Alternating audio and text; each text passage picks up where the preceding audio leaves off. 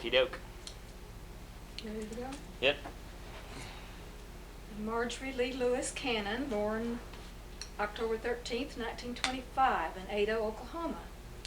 My mother and father rented a portion of a drugstore in Ada where they made homemade candy, and that's how they made a living. My brother, Ellie, was also born in Ada 2 years in 1923.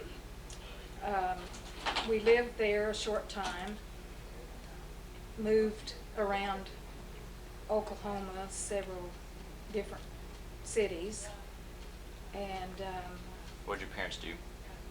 well, they ran this candy kitchen Okay. at this drugstore, and Both of them? both of them, yes. They made this homemade candy like pecan rolls and divinity and that type of thing, which was very rare, and a lot of people couldn't, make that. I never learned to make it like they did because they would make it in future years, at Christmas and so forth.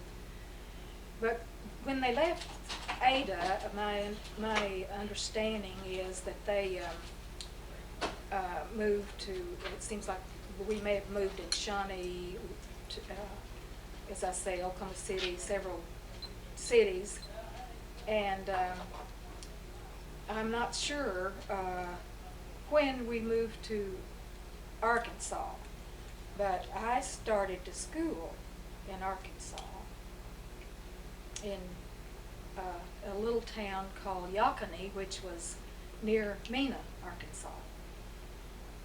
Well, prior to that, I had a brother that was born in September of 1930. So I have two brothers. I'm the middle child and the only girl, of course. I wasn't spoiled at all, I don't think.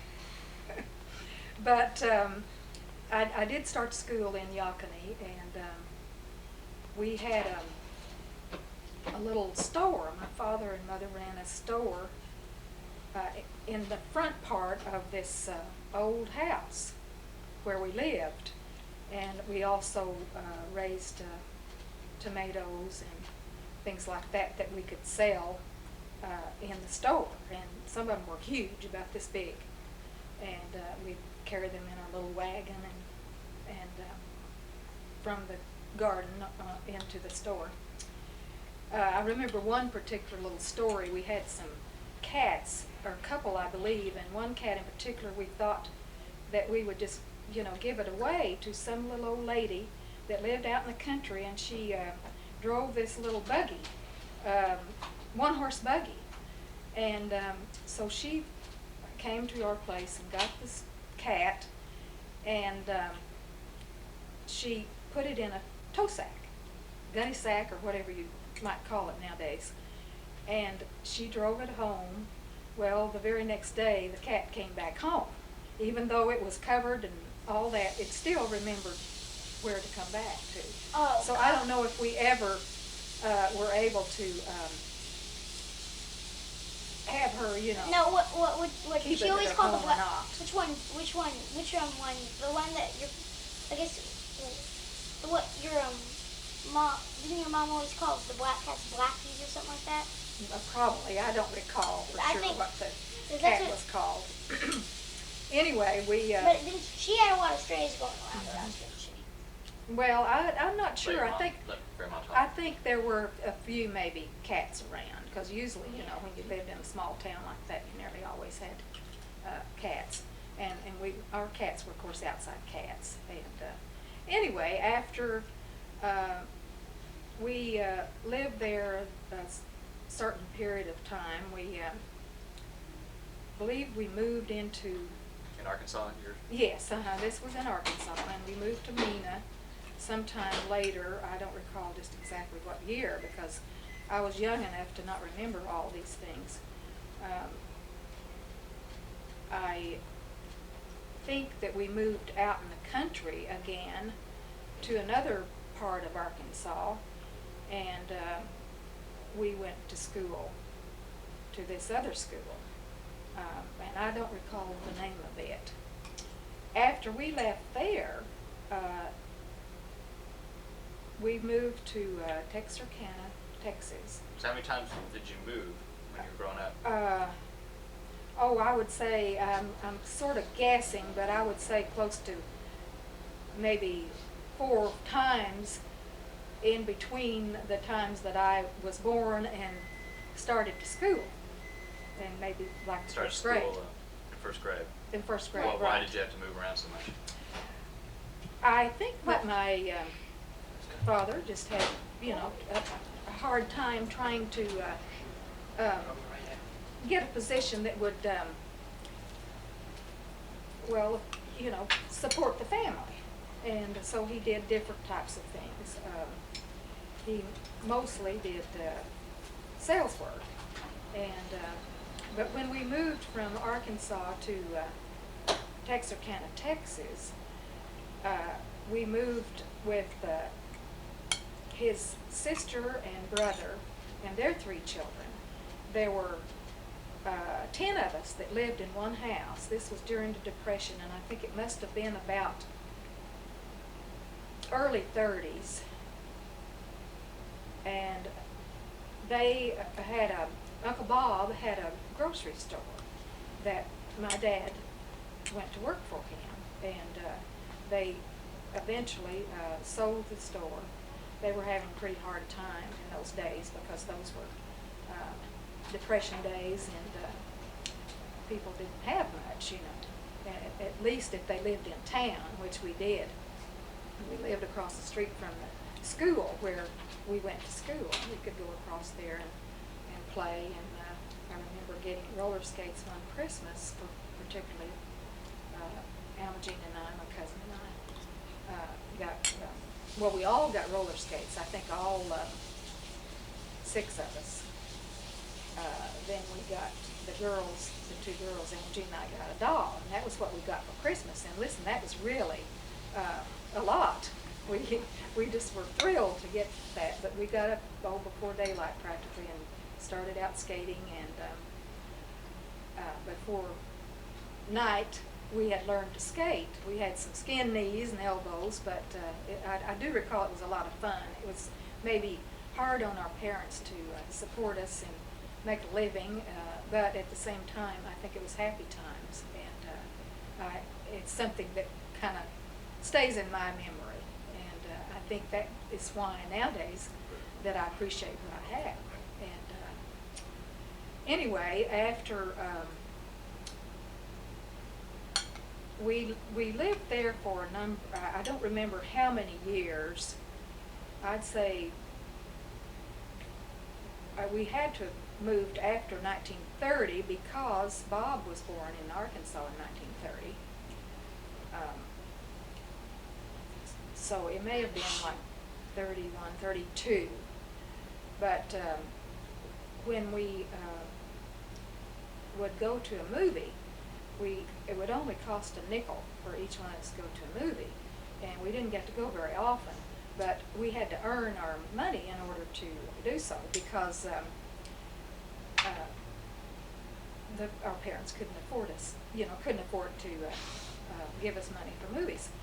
So for some reason we had popcorn and peanuts that we had probably grown on the farm in past years, and we would pop this popcorn and roast the peanuts and put them in little bags and go around house to house selling these bags of popcorn and peanuts, and we would earn enough money then to go to the movie. So What was your first movie that was, you remember? I don't recall the first movie, but I was really impressed with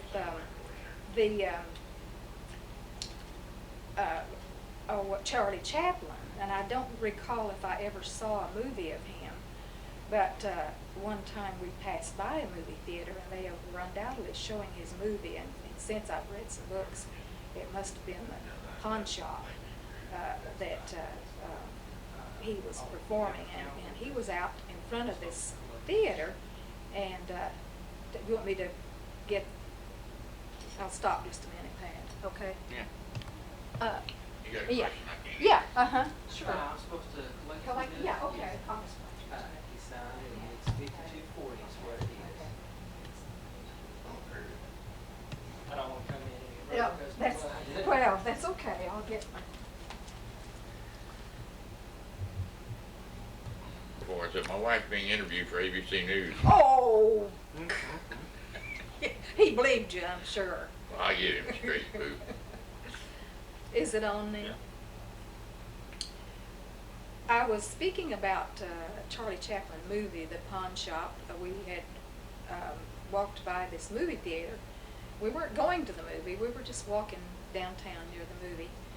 And I saw Charlie Chaplin out in front of the movie theater. Well, I assume it was him. It could have been, when I think about it now, it was possibly someone dressed like him. But it also could have been him. But he had, you know, his regular derby hat and his cane and his floppy shoes, big shoes, and his mustache. And he had a big old clock hanging, a regular alarm clock hanging from his neck. And I just thought he was real funny, and I'd always been rather impressed with him. But I don't think I ever saw any of his movies. So I recently went to a Chamber of Commerce banquet, Norman, and I dressed like him. And most people thought that I really looked like him, and they didn't even know me. They didn't know who was dressed as Charlie Chaplin. Anyway, it was fun, and I enjoyed it. After we moved to, after we left Texarkana, Texas, we moved to McAllister. Our Uncle Barney Lewis, he was my great uncle, my dad's uncle, moved us to McAllister because we were having a real hard time getting by. And he said that Were your parents he still had in the candy thing? Oh no, they had my dad and Uncle Bob were running this grocery store for a while, and they sold it, and then they started selling L.B. Price products, which were blankets and all types of household goods. And they did that for a period of time. As I say, my dad was always really a salesman, and had done that most of his life. But we did move to McAllister. We lived there with Uncle Barney and his wife for a while until he had bought a farm out in the country from Alderson, which is 5 miles east of McAllister, and we moved at this farm. It was an old house, but it was fairly nice. So my dad started farming, and we had cotton, and we had a few cows just for our own use.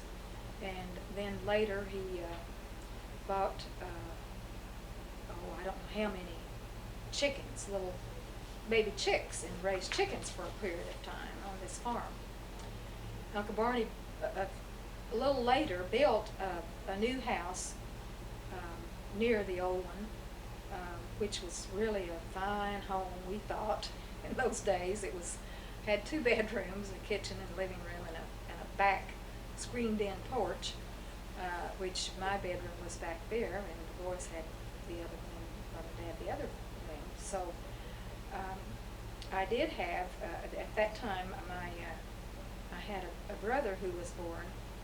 I don't recall exactly what year, but he died right after birth. He was a blue baby and didn't live. So his name was Richard Allen Lewis. No, Richard Albert Lewis. I'm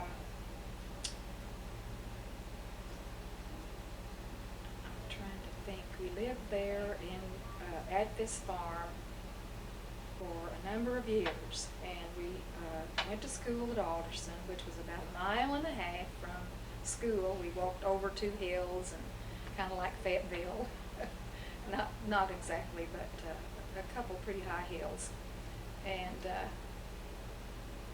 we, walked winter, summer, whatever, because we didn't have a car. We had one of these rubber-tired wagons that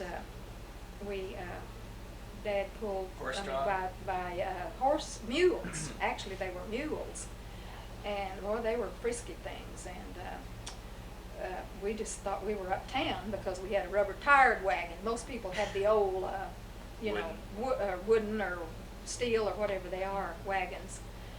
And we even would go to McAllister, which was 5 miles from Alderson, in this wagon on Saturdays or whatever to buy whatever groceries, goods that we might need. We lived there, I don't recall exactly. I went to school from about 3rd grade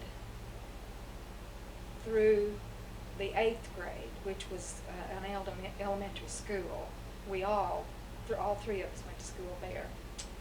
And then after we left the farm and we moved to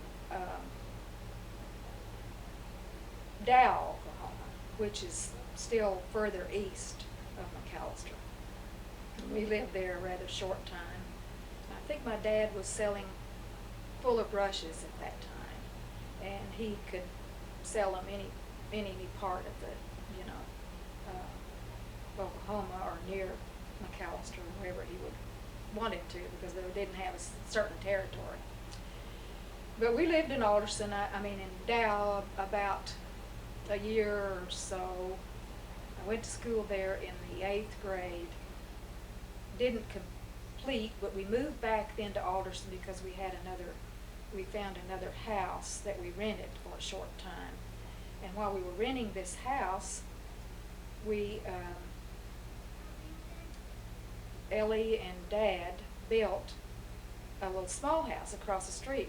They bought a lot and built this little house across the street. Where did they get the money to do this? Well, they just bought the materials as they could afford it, and never had it enough to buy all of it at once. In other words, all the materials. But they eventually got it finished. It was a very small home. One big living room, and on one end of the living room, they built in 2 bunk beds. They had a room kind of in the back, off of the kitchen, that was the bedroom. Then eventually they built another bedroom onto the house and toward the front, and that was my bedroom. I slept in the living room. The boys slept in the bunk beds. So we were rather cramped. But after they once built this bedroom on, well, then it was a little bit better. And then they also built a little small place at the sort of back of the house. And Ellie and Bob had that little place for their own. We lived there until we all finished high school, which I went to Haleyville High School, graduated in May of 1944, which is 50 years ago this month. I'm hoping that we'll have a get-together. There probably won't be that many of us, that are still around. Several have passed on, but we do have a reunion for all the classes of Haleyville every 3 years. So I always enjoyed that. Is that high school still open? Oh yes, it's still open. However, they've built. Actually, it's a newer school. I think maybe they have torn at least part of it down, and it is about 8 miles from Alderson, which is about 13 miles from McAllister. So how long did it take to get from McAllister or Alderson to McAllister to go? About 15 minutes. Okay. That's not driving fast Right. either. So because my dad never drove very fast. I finished at high school, as I say, in 1944. After graduation, I knew that I would have to find a job. Didn't think that I would probably be able to go to college because there was not a college nearby. There was one in Wilburton, Oklahoma, which was still further east. My brother Lee went there for 2 years. It was a junior college at that time. Eastern A&M, I believe is what it's called. I started applying for jobs. Got one through the employment service, and it had something to do with credit, checking on people's credit. I didn't really like it. I didn't like to pry into people's affairs necessarily, and I wasn't really good at that, I didn't think. So I decided to look for some other position, and I went back to the employment service, and they had this opening at the McAllister News Capital, which was the daily newspaper there. I applied and got the position. Worked there for 7.5 years. I was actually the only person in the classified. It was a small newspaper, so we didn't have a great many employees, but I found that type of work very interesting and enjoyed it. As I say, I worked 7.5 years, and then while working there, I met Lawrence in 1948. I forgot to mention in 1948, December of 1948, my parents and my 2 brothers moved to Norman in December of 48. Why'd they move to Norman? And they moved to Norman so that they could go to OU. Your brothers? Oklahoma University, yes, Ellie and Bob. As I say, Ellie had 2 years, and Bob had just finished high school in 48, so he was ready to start college. And he did start that following fall, I believe. No, he didn't start until later. No, maybe he did. They moved up here. Bob and Ellie moved here, and then the parents didn't move because until December 48, they built a house over on Iowa Street. And that's when they moved. They finished the house up before they moved. Then I remained in McAllister because I was working at the paper, and I do recall that my dad said that he wished that I could move with him because he would like for me to go to school. I had already been out of high school 4 years. I had had the experience at the newspaper, and I knew that if I did move, I would have to work to earn my tuition, and so I decided to stay in McAllister. In 48, I met Marj. How did you meet? We started. Well, he came in the news capital. At that time, his brother Joe was working there, and as a reporter. And he came in a few times to see him, and he was also secretary of the McAllister Chamber of Commerce in those days. Who was Joe? No, Lawrence, your dad. And I had seen him around town, and he was always being an MC at some type of program. You didn't tell that part. And I never will It's part of forget, the dark secret. he had these blue slacks, real bright blue slacks, and he wore a gold sport coat. And boy, he was really dressed Flashy. up. Flashy, yes, very flashy. And he was really, but he was a good MC. I mean, I think everyone really thought he was, good at that type of thing. What kind of shows? Like Well, variety shows, I think talent one of them shows, or- was maybe it seemed to me maybe it was Clean contest, one of them. yeah, some type of Beauty Queen? beauty queens. Right? That's what I recall, and I don't know how many that they had. But the the McAllister Chamber of Commerce is the one that had it.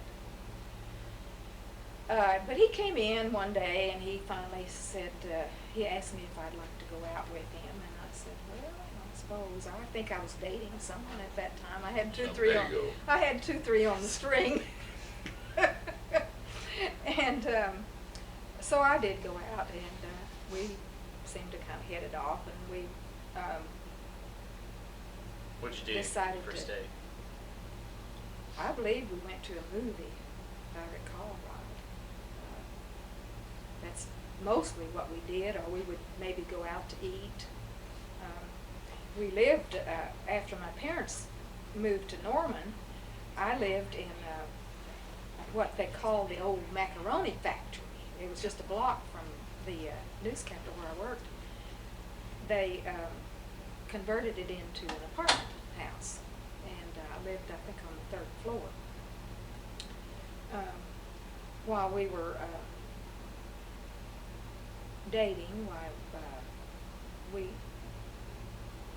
Lawrence and Joe together owned a car. So he would have it perhaps maybe every other night. Joe would have it every other night. When we decided to get married on September 4th, 1949, Lawrence sold his half of the car portion to Joe. And so we didn't have a car for a while. I think about a month or so later, sometime in October, we bought a brand new 1949 Ford. And we kept that for a number of years until we moved to Norman in the 50s. I worked there at the paper about until 1951. I decided that I would just resign and stay at home. And we, wanted to have a family, but there were no plans at that time. And so after leaving the news capital, I guess I should go back, though. We got married, as I say, on September 4th, 1949, at All Saints Episcopal Church in McAllister. Lawrence and I both were baptized there in May of 49, and then confirmed, and then married in September. And but after leaving the news capital, I started helping Father Richard Allen Lewis at the priest there at the church in the church office. They didn't have funds for a secretary, so he asked me if I'd be willing to help him do some typing and so forth, which I did for a while. He, of course, left eventually. I think it was before our daughter Deborah was born. We call her Debbie, and she was born on June the 25th, 1953 in McAllister. I still did not work. I stayed home. And took care of her and the house, wifely doozies and so forth. We bought a small home just prior to Debbie's birth, and it was built by Burl and Virginia Self, who was Debbie's godparents, and they have passed on since. But we became very good friends, and after Debbie was born, we lived in this new little house until sometime in the summer of, I believe, 54. Lawrence got a position in Muskogee at the Muskogee Phoenix newspaper, and we moved there in 54, I believe, in the summer of 54, and lived there for a year. When we left Muskogee, Lawrence got a position at the Norman Transcript, and we moved from Muskogee to Norman in 1955, and Debbie was 2 years old. We lived in a duplex over on Arkansas for about 4 years. We bought the house where we live now at 1502 Dakota in July 15th, 1959, and that was the year that Debbie started school in first grade at Adams School. And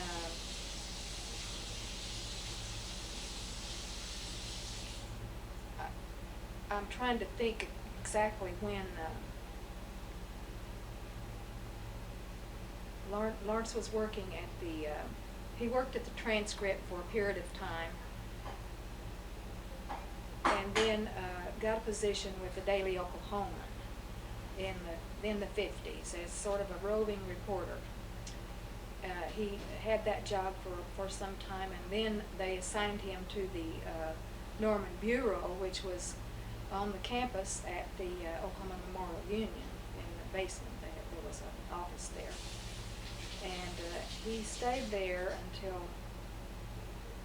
a period of time, and then got a position later with an airline company in Fort Worth. And Debbie and I remained here, and he decided later that he would come back to Norman. He was gone for a period of time in Fort Worth, but he was coming home on the weekends. How long was that? I don't think it was a year. 8.5 months. 8.5 months? Okay.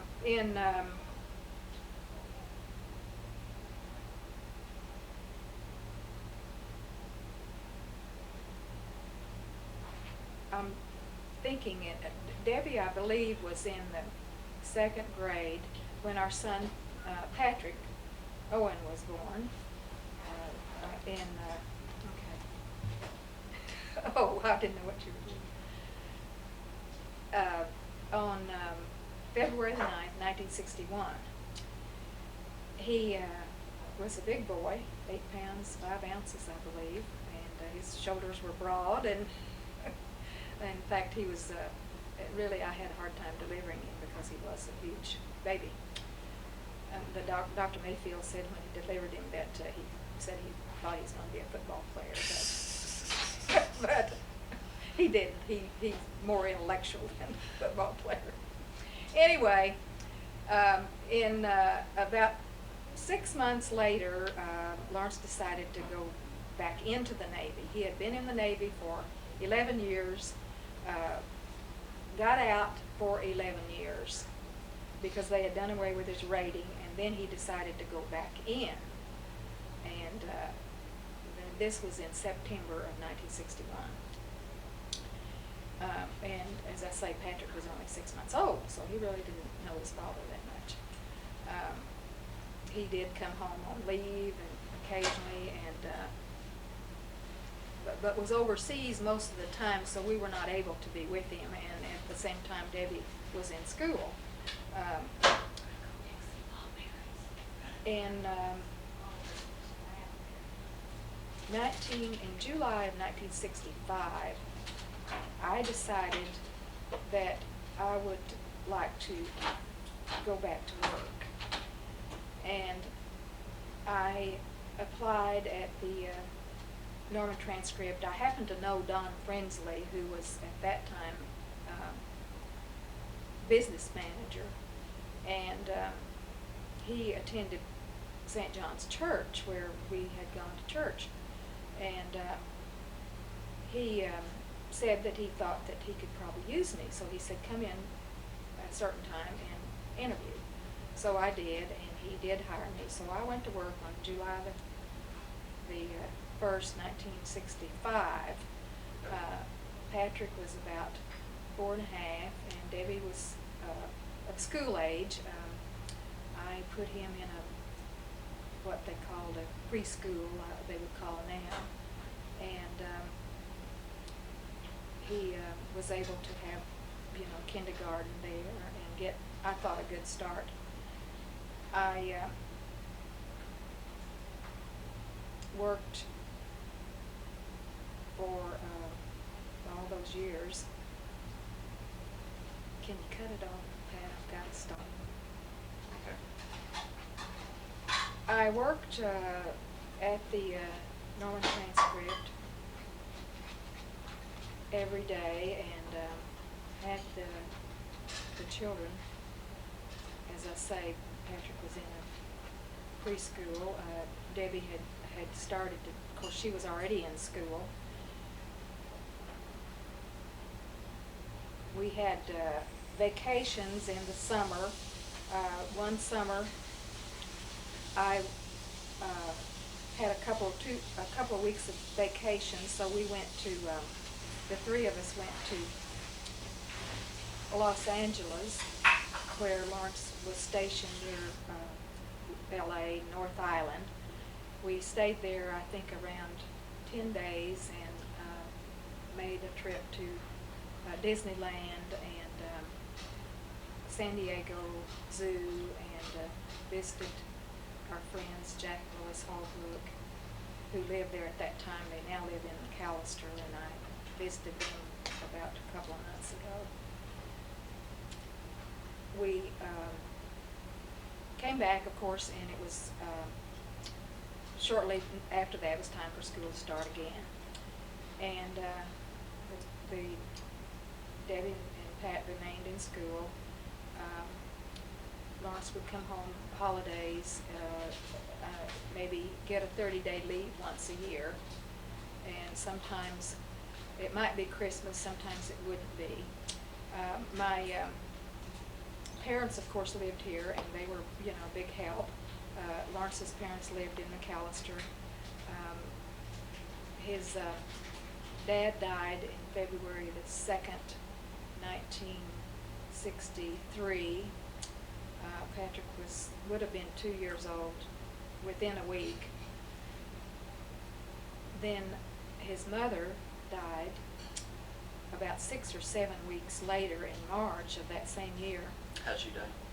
She had a cerebral hemorrhage, and she was visiting Joe and Eileen in Tulsa and became ill. They took her to the hospital, and she died suddenly. Lawrence was not able to come home when his dad died because he had been home, I think, at Christmas time prior to that, and he was, of course, overseas. And but when his mother died, I contacted Red Cross, and they did send him home for her funeral services. In June the 24th, 1964, my mother died. She had had breast cancer and had had mastectomy back about 5 years prior to that, but she eventually died on that date, as I said. Dad remained here. He remarried sometime later, a lady that he had known through the church that had lived in Pampa, Texas. And he became ill and had cancer also, and died on May the 28th. What kind? It was intestinal, stomach. And but he died on May the 28th, 1966. I had been working almost a year at the transcript. He and Libby were only married about 6 months, until their marriage was only about 6 months until he died. Your dad was a minister? Yes, my dad was a Primitive Baptist minister. He had belonged to the Primitive Baptist Church all of his life because his parents, my grandparents on the Lewis side of the family, were Primitive Baptist, and it was just something that the whole family, you know, had belonged to. What does that mean, And Primitive Baptist? it's what they kind of call the old hard shell Baptist, and they. Boy, were they. It's a boy, and were they? And they, they had feet washing and all that type of thing. But we even have that in the Episcopal Church. I mean, at the First Communion services, the kids, Father Joe Ted has that. He was a minister and had a church in Oklahoma City until his death. When did he become a minister? It was sometime after they moved here to Norman. They don't, you know, actually go to school, but they do study the Bible, and he did know the Bible and was very, you know, very good Christian. And he became a minister sometime, I would say probably in the 50s. I'm not real sure what year. Was that full time for him then, or was he Well, still no, self-taught? it was just on Sundays, and they were paid by whatever amount that people wanted to give. I mean, it was not a salaried position like, you know, some ministers are paid nowadays. But it did help them, and he at the same time was selling brushes, which he sold Fuller for a number of years, but changed over to Wright Brush Company, and it was similar to Fuller. It was out of Tulsa, I I get it. believe.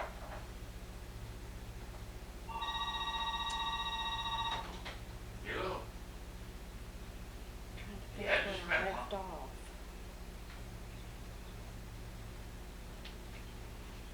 She's outside, I think. I'm in the backyard, maybe.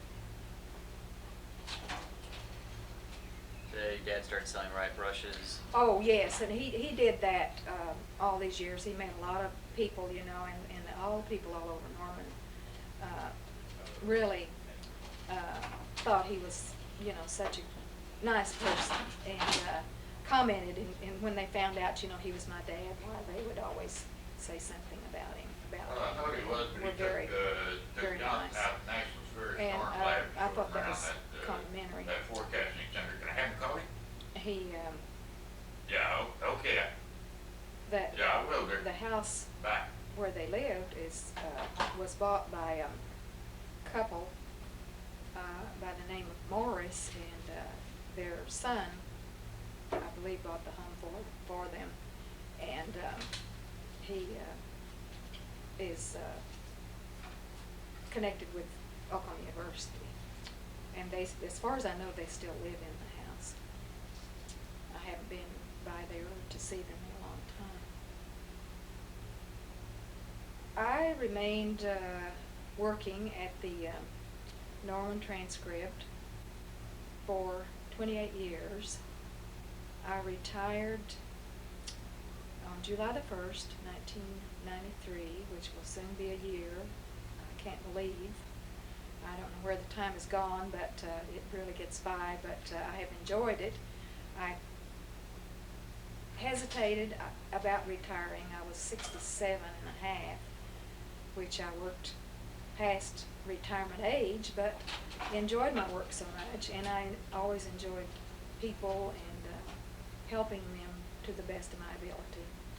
While I was at the Transcript, I had the opportunity to go to Dallas, Texas, and be on a satellite broadcast that the Don Ray Media Group was performing. Well, back in 1985, the Transcript was sold to the Don Ray Media Group, which was owned by Belknap and Frensley family. Prior to that, we flew to Dallas in a jet plane. They picked me up at the Westheimer Field, a couple of the executives, and we arrived in Dallas and rode from the airport to the broadcasting station by car.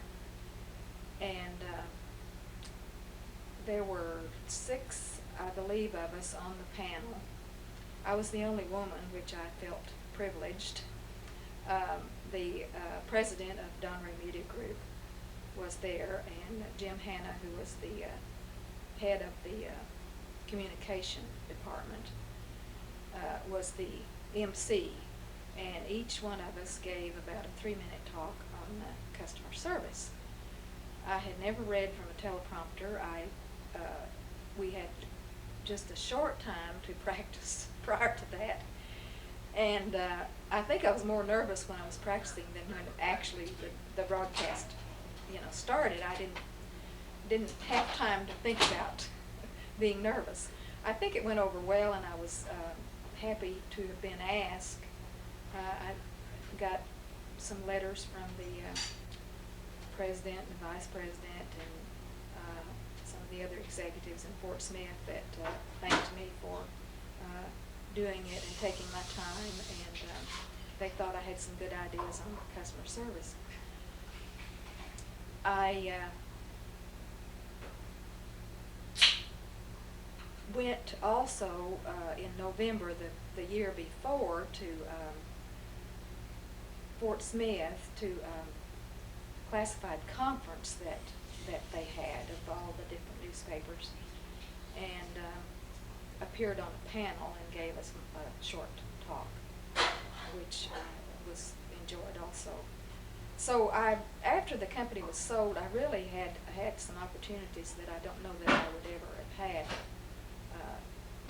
The years before, I did not have the opportunity to do, and so I think that was part of my highlight of my career, perhaps, was those things, as well as the customers that I enjoyed helping, and so many people that I got to know.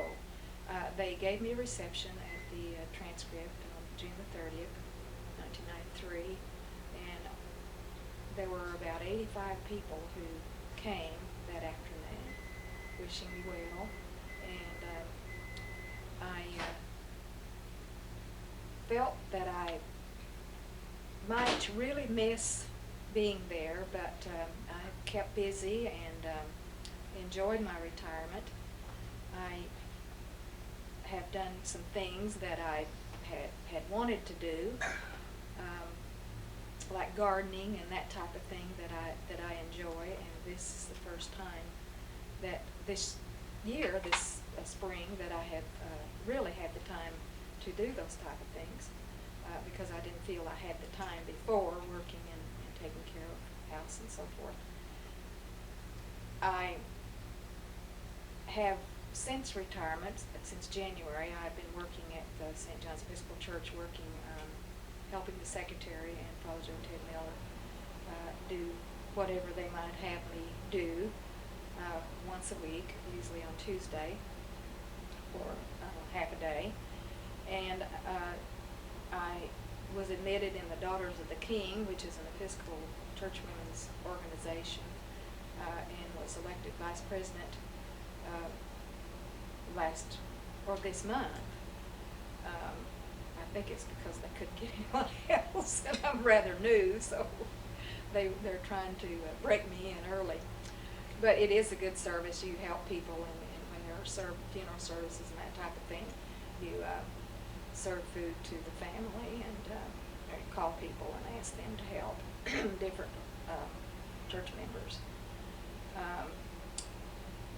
Then also the Episcopal Church Women Organization, they meet just about 3 times a year, which I've been able to attend and was never able to do while working. So I have thoroughly enjoyed my retirement, and as I say, I've kept busy.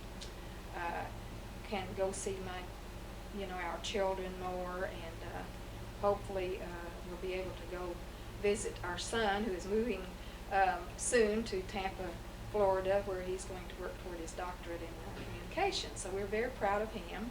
We're proud of Debbie and Clark and Jonathan and Jeffrey. They are here this weekend. We've all been together, and I think we've enjoyed each other, and hopefully we'll see each other again very soon.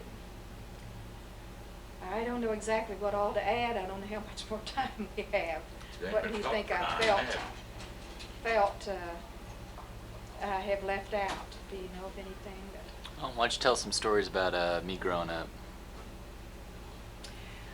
Well, I recall when you were growing up, Debbie used to like to... I was keeping a friend of mine, this little boy, and he was about a year older than you are. Jimmy was his name, Jimmy Reed. No, he was not a neighbor. He was a lady that I graduated from high school with, and it was her son, and they lived here in Norman at that time. And so I kept him while she worked. And you For money or? Yes, I mean, I was paid for keeping him This is for a short before time. you worked at the transcript? Oh, yes. This was when you were probably 2 or 3 years old or so. It was before. So you were about 4 and a half when I started to work.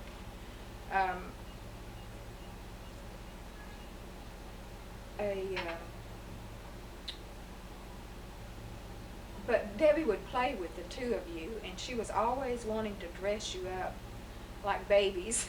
And she'd get out some of her old baby clothes and doll clothes and things, and she'd dress you up, and you all would play, play school and all kinds of different types of things. And when you were in preschool, you had a very difficult time there for a while, adjusting, I think, of being away from me. When I would start to leave after dropping you off, well, you would start crying, and you didn't want me to go. But you eventually got over that. And they had a qualified teacher at this school. It was called Candy Cane School. They had this teacher that taught kindergarten in the, when you were 5 and past 5, actually, in the fall. And she wrote a little note one time about how intelligent you were, so that you were really going to have not have any problems at all in school, that you would really do well in life. And I never will forget that. In fact, that it's probably somewhere here around the house. We ought to look it up sometime, see if we can find it. I don't know what Ms. Adair? what was in. I don't recall her name. Miss,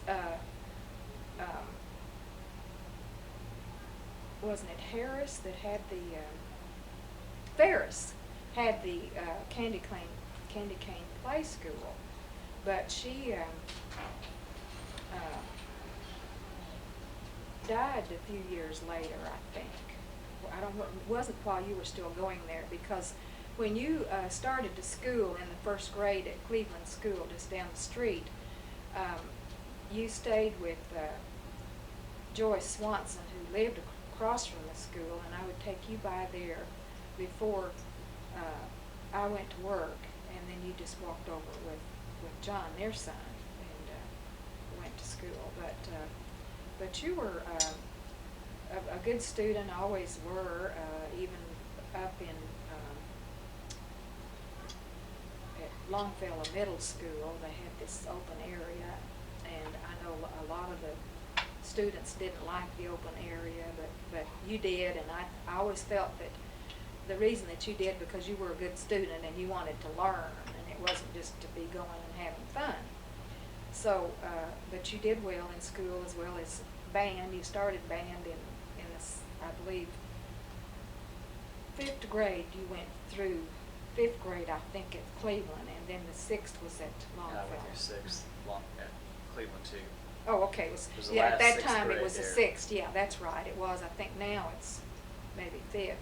Right. They've changed it, but you went to Longfellow and you played in the band, and you took private trombone lessons from a black guy named George Shaw, I remember.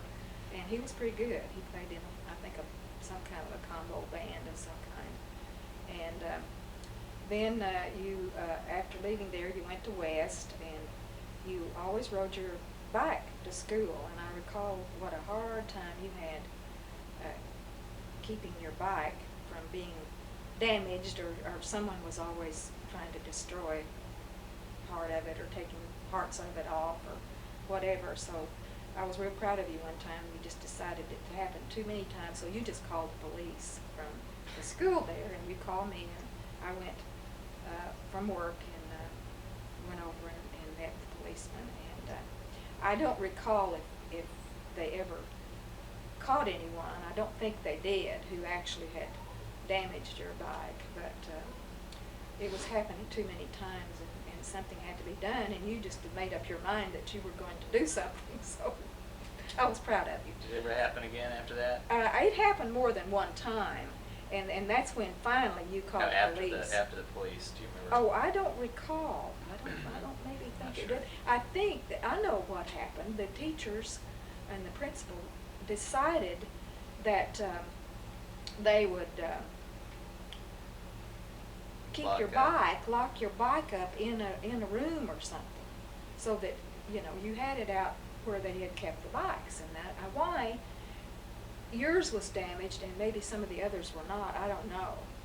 But it was it was a nice bike, and you had gotten it. I think I had gotten it for your birthday, so it was your transportation also. Debbie at that time, of course, I guess was in high school. There's 7.5 years difference in your ages, so she may have already been. She finished high school in 71, and you finished in 79. So, but you went on then from West to high school, and all during your 12 years of school, you made 4 point, which is very, very unusual. For most students, I think who I don't got do a, that. I think I got a B in my last semester. Oh, did you? Well, anyway, you, as I said, always been a good student, and did well in high school. And after high school, you, as I say, finished in 1979. You got an award from the band. I don't recall exactly what it was, the best student or something like that. I don't recall how it was worded. But you had, you won a lot of awards. You were also in drama. You were in several plays, which I failed to tell that I was in some plays when I was in high school also. Like what? Well, I played a nurse in one play. Do you know the name of it? I don't recall the name of it, no. This was probably in 42 or 43. I was in another play when I was a senior, and I don't recall the name of either one of them. But I took a class, a public speaking class. I was always so timid that I thought it might help me, and I think it did. But anyway, you were in several plays in Norman High. One in particular, I remember you played an old man, 50-something, at that time, 50-something years old, I think you were supposed to be. I don't remember the name of the character, but you really came down that aisle looking like a 50-something-year-old man, and you were only about 17 or 18, and it was kind of gave me sort of a weird feeling. But they sprayed your hair. I think they must have, to make it gray, I think they must have sprayed it with some paint or something. Some type of something that would not come out, and you could not get it washed out. You finally went to the shop, Damascus, Milton, tried to help you, wash it out the next morning. You shampooed and shampooed. Finally, it So they shaved eventually your head. wore out, But I don't know why they sprayed your hair with something that wouldn't shampoo it out. Yeah, it was just a mistake. So anyway, but that was interesting, I thought. You were in a lot of different types of plays, and a lot of fun watching you perform.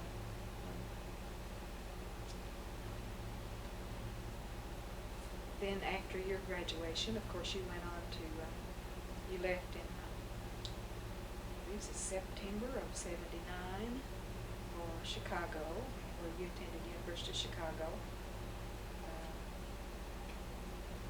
You went there for about 4 years, and then I know you this don't stuff. want that, This is so you my, don't want that. yeah. Yeah, okay.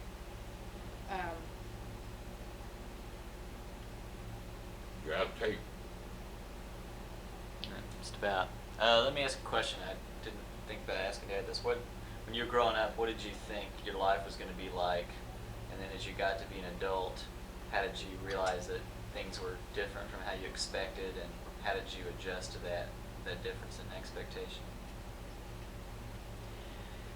When I was growing up, I was just kind of a happy-go-lucky kid. I think we didn't have, material things, but that was not important. It wasn't important at all. As I, got older and married, I don't think I ever expected a great deal in life. Materialistic things, in other words. And I was always grateful for whatever I did have. I didn't know how long, that I would work and maybe earn, some money, but I'm glad that I did, because it was something, not only earning a living to a degree or helping earn a living, but also it was something that I did for myself, because I needed something other than just be a housewife and a mother. And I think most people in their lifetime do need that. And I've been blessed with good health, and hopefully that so far, and hopefully that I will continue. So I don't know that I expect any more than what I have. I do think sometimes I would like to do some things that maybe that I have not done, like traveling, for instance. And Where would you like to go? Well, I don't really, no place in particular, I don't think. I like just going to, short distances. I mean, I've made a few trips. I made a trip to McAllister, and Jean and I went to Muskogee to the, Azalea Festival. To Hawaii? I went to Hawaii, yes. That was, of course, when I was working, and that was a highlight of my life. I mean, I think that if I had an opportunity, I would even like to go there again. But I doubt if I will. I probably would want to go some other place that I have not been. But, of course, Lawrence, your dad does not he doesn't care about traveling. He likes to be at home, and so I don't feel like that I should go and leave him sometimes. So, but I could, there are places that I could probably go. I mean, Bob has this Palm Springs home now. I could probably go there, but there are, several places that I could go visit them. But if he doesn't, care about going, I don't feel like I should go. So it kind of keeps me from maybe doing something that maybe I would want to do, if that makes sense. But of course, I'm looking forward to going to Tampa to visit you in the sometime after you get settled, or whenever. I mean, if you'll be there 3 years, surely we could get there in that length of time. And I've always wanted to go to Florida, so that would really be an opportunity to do so. Otherwise, I probably never would. I can't think of any other place necessarily. Oh, one thing, and it's been a dream of my lifetime I have not thought about, is a cruise. I've always wanted to go on a cruise. I said I wanted to go to Hawaii in my lifetime, and I've done that. And the next thing would be a cruise. So hopefully we can do that someday. And I think your dad would probably do that, because I think he would enjoy being on a ship. I don't know about me. But, so I don't guess I have been that disappointed in my life. I mean, I think that now I'm probably enjoying myself maybe as much as possible from retirement. And so I still enjoy, seeing people, which I'm able to do. I go visit shut-ins now and then, and that's something that I think I'm just maybe blessed with personality and gift, and at least some people think that I am, that I'm good at it, and so it's something I feel that I should do.